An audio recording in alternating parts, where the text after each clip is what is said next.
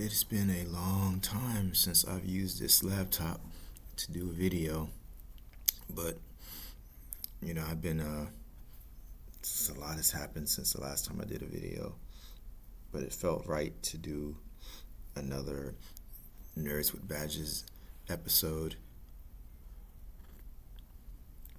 because of some things going on right now. It just feels like it's important for me to document stuff. So, a little catch up for all those that don't know.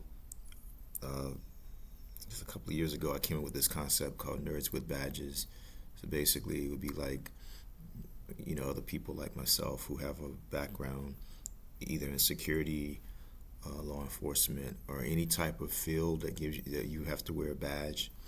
If you work in these industries and you are interested in nerd culture like I am, with video games, comic books, movies, just pop culture in general.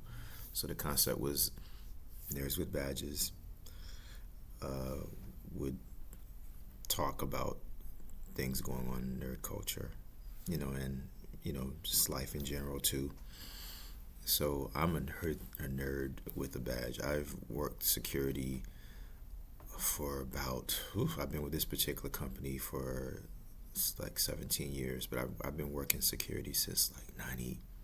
I think I got my first security job in 95. I came to Los Angeles, and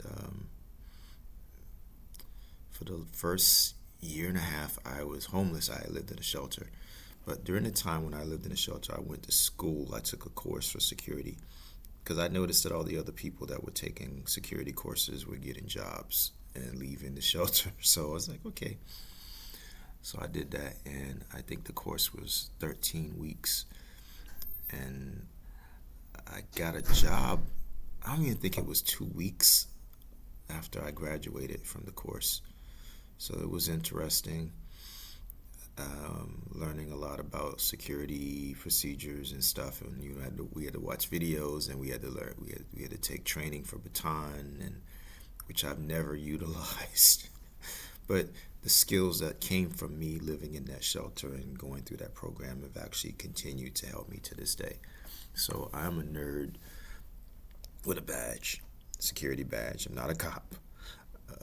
They get paid more, but they have I want to say their job is more dangerous, but being a security guard is kind of dangerous too. But anyway, I'm not going to talk about that today. Um, I'm really big into video games. I'm half asleep right now. I'm trying to wake up. I just came into work to start my shift, and I'm actually usually when I come in and start my shift, I usually play some video games to just kind of get my brain awake. But doing my upload, I usually upload videos every day of me playing games, whether it's on my excuse me, PlayStation 5, my Nintendo Switch, my Xbox Series S, and sometimes on my Xbox One, which I've been using a lot recently. I also game on PC. I have a Steam Deck. I have an Asus ROG Ally, and I have a Logitech G Cloud. I not too long ago got this. I think it's a RG356 or something. It plays like retro games. I can't remember the name of it off the top of my head. Um, so I'm really big into video games, but I'm also into comic books too. I'm currently reading. I promised myself I was only going to read and collect Wonder Woman and Blade, but you know how that goes. Um, Marvel is really getting on my nerves right now with this crossover that they're doing. It's called Blood Hunt. So basically, Blade went crazy and unleashed vampire hell on the entire planet. So the Avengers got involved, and other superheroes got involved. Doctor Strange got turned into a vampire. Black Panther's a vampire. Miles Morales apparently is a vampire. So I gotta read like 40 books. And I don't really like crossovers for this reason. And I really, I figured if I just read Blade and Wonder Woman, I would just try to stick to these titles, and I didn't want to get caught up in these crossovers. Now DC is doing a big crossover called Absolute Power, where, of course, Wonder Woman, she's part of the Trinity, which is Superman, Wonder Woman, and Batman. They're the big DC characters. Still don't understand what the hell is wrong with DC, why they're not doing more with Wonder Woman. But anyway, that's a whole nother discussion. So Wonder Woman is my allergies. Oh my God, Wonder Woman apparently loses her powers because Amanda Waller does something. Amanda Waller is this crazy lady who's just kind of like put together a Suicide Squad and just, she's rose to prominence as a villain or more anti-hero than anything else. And now I think she's going straight on villain. So now I got to get caught up in this big crossover, this Absolute Power with all these, man. I'm just like, comic books are so expensive now. And it's like, my God, I might just tune in to Bird Without Fear for the rest of the Blood Hunt, because man, if I buy all these comic books, I'm gonna probably spend a few $100s. Yeah, probably close to $300 if I buy all these books, probably. And then the Absolute Power, I gotta find a content creator who's doing videos on that, because I don't want to buy all those books. I mean, I would really just like to buy Blade's comic book is over, but I gotta read the whole Blood Hunt thing is going on with all these books. Wonder Woman, if I read her core book, I think the Absolute Power only has like maybe 5 actual core books, so I may not have to read all the other titles to keep up. I'm kind of a completionist, I guess. Complete, I don't know if that's even really a word. I don't want to feel like I'm obligated to read all these damn books just to keep up what's going on in the story. So that's where I am with the comic books, man, and really trying to cut back on my spending, because I'm about to get a website started for my business. I'm also an artist and a writer. I'm a filmmaker. I put out a couple of comic books, 3 comic books over the last year. I've been working on selling my books, and I'm working on an animated project, and I'm about to launch a film project. I'm still kind of undecided if I'm going to do a full-length film or a short film, but it feels like that's the best route to go. But I think an independent production that is something that's really unique and has a good story and can resonate with people, it has a chance. So I haven't really started production on that. The script is done, and I want to do a comic book, uh, adaptation of that before I do the actual film, and actually would help a lot. I think I'm sort of rebooting a soft reboot, really.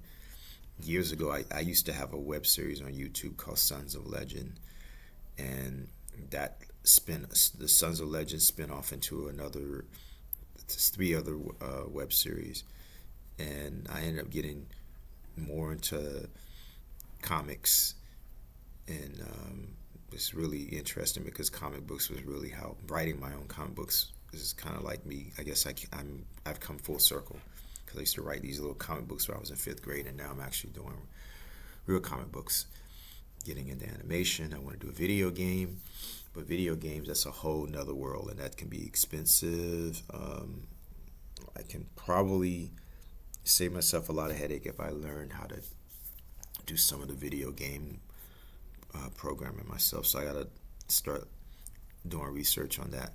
But right now, my main focus is my website, and it's just really, it's more of an undertaking than I thought it would be. But you can't just have a website. There's more work that goes into it. You got to promote it, and a lot of that, I think, well, you end up hiring people to help you when when your skills are not really, so that's where I'm at right now, and I'm trying to decide, do I really want to spend it's like a lot, talking like a couple of $1,000s to get a really good website done that can be like an e-commerce, or I can sell my stuff and promote my things, because I got a lot of stuff like all over the internet. I've got stuff on YouTube, Twitter. I've got, I use all those social media platforms: Facebook, Twitter, well, X now, Facebook, X, Instagram, TikTok. I mean, I'm all over. I'm still haven't quite wrapped my head around Discord.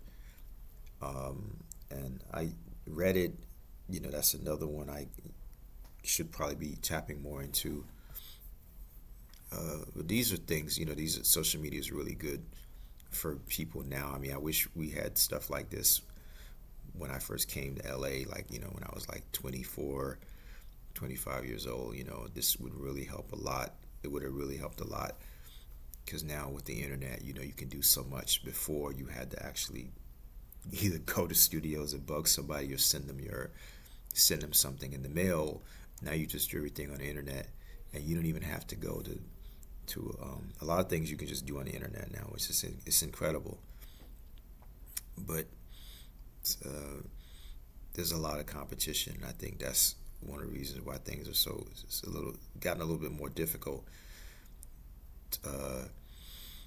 But the thing is, you can have really good work. You can have something that's unique, but you got to get it in front of the right people, and the internet really helps a lot. But I'm starting to realize, or I'm starting to understand that I got to start looking at what my demographic is, and what markets. I mean, it may be that my stuff might actually be more marketable outside the United States, and that's something I got to think about. I mean, because I'm LGBT in the LGBT community, I have stuff that they might like, and then there's stuff that, well, I mean, some people might not like that, they might not support my work, even if the content isn't LGBT. But, it's like, do I think about all this stuff? I mean, when I put my books out, I have books that don't have LGBT stuff. I have stuff that's more family oriented, and I don't want to limit myself.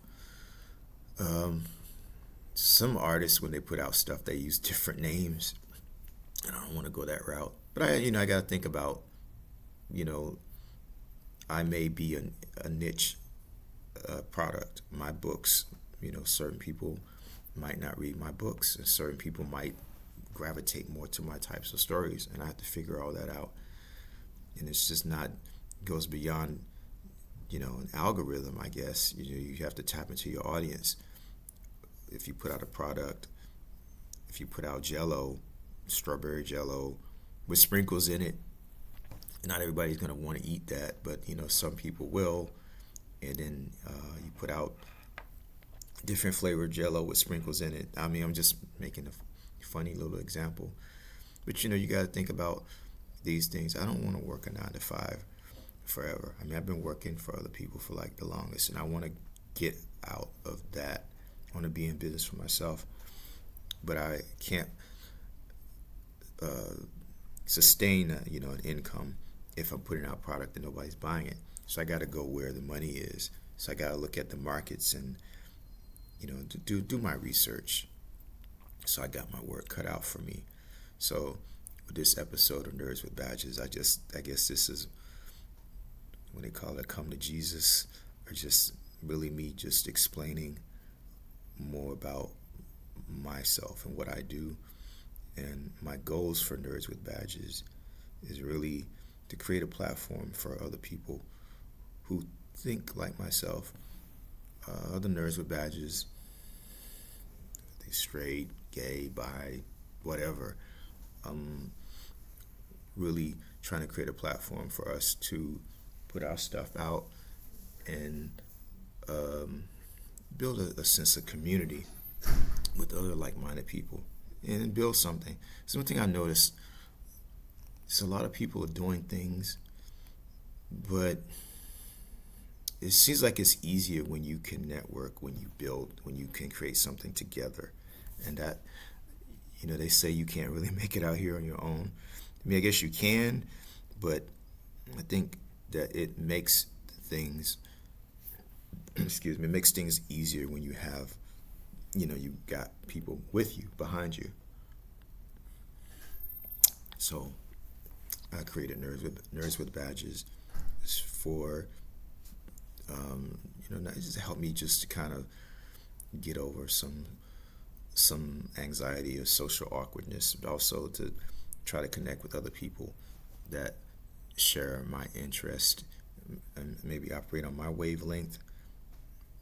Just trying to connect with other like-minded individuals, and it would be, in a perfect world, Nerds with Badges would be producing films and different things under that title, under that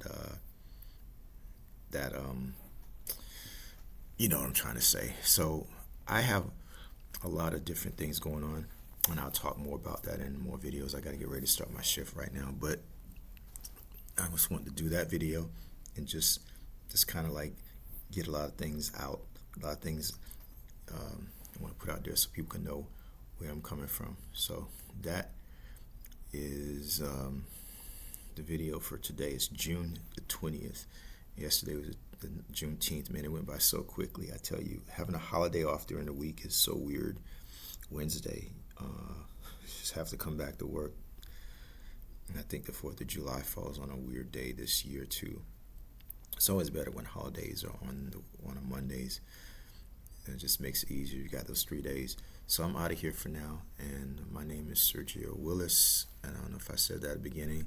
And you can find me on YouTube, obviously, here. Or you can check my Facebook. I have a Facebook profile, Sons of Legend. That's where a lot of my work is. I'm on Instagram, The Searchster1. That's TheSergster, and the number 1, The Searchster1. And I'm on Twitter or X as Surgezilla, which is also coincidentally my Xbox tag is Surgezilla. And that's my Nintendo as well. PlayStation, I'm GhostCat, GhostKat. So I'm out of here for now. That is my presentation or my introduction to you, Sons of Legend. That's the name of my film also. But my Nerds with Badges, that's the name of this particular program platform that I've created. And I will probably be doing videos every day because I'm trying to figure out what I'm doing with this website. Man, this is really gonna like take over my life. I can tell for the next few months, trying to figure out how I'm doing that. So I will be keeping everybody up to date on how that goes. So for now, I gotta go and start my shift, and I gotta change into my uniform, and I will be out of here. I'll be back tomorrow or later today. I don't know if I get a thought. I'll probably come back. But for now, I gotta get ready to go and protect, serve and protect. Not exactly.